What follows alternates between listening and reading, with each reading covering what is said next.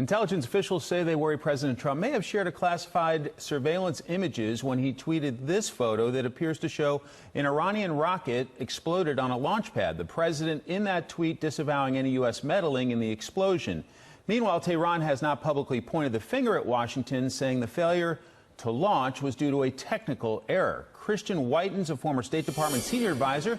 He served in the Trump and George W. Bush administrations. He's also senior fellow at the Center for National Interest and author of Smart Power: Between Diplomacy and War. Christian, good morning.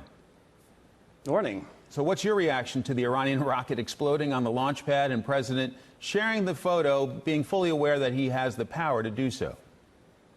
Right. I don't know if the document was classified or not, but we've been collecting overhead imagery. This is a well-known historical fact. Since 1959, that was the Corona program that put satellites over the Soviet Union for the first time. That was fully declassified in 1995. And if you go back and look at sort of movies and nonfiction since the 90s, it's been a well-established fact. It's not news to anyone that we're taking overhead imagery of Iran. And of course, the president, as you mentioned, has the complete authority to declassify anything he wants. He doesn't even have to go through a process to do it. It's from his constitutional power to supervise the executive branch. If the national security bureaucracy thinks otherwise, then that's their problem. You know, as far as the issue at hand, Iran launching a supposed satellite space launch vehicle, that is very alarming. That's the path North Korea took to get an intercontinental ballistic missile. And even a failure, even a flight that only lasts a couple of seconds, produces very valuable telemetry with which you use to build and perfect your rocket. So this is an alarming development in that sense. The United States was more public about a cyber attack wiping out a critical Iranian database the Revolutionary Guard used to attack oil tankers. Is that a smart way to send a serious message to the regime without any bloodshed?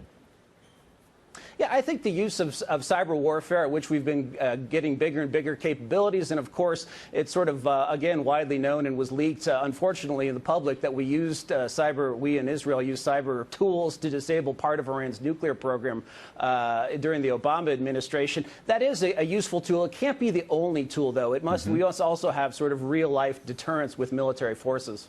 On North Korea, there were some high-profile face-to-face meetings between President Trump and leader Kim Jong-un, even a historic one in the DMZ. The North Koreans are now saying the hopes for more talks are fading. Your thoughts?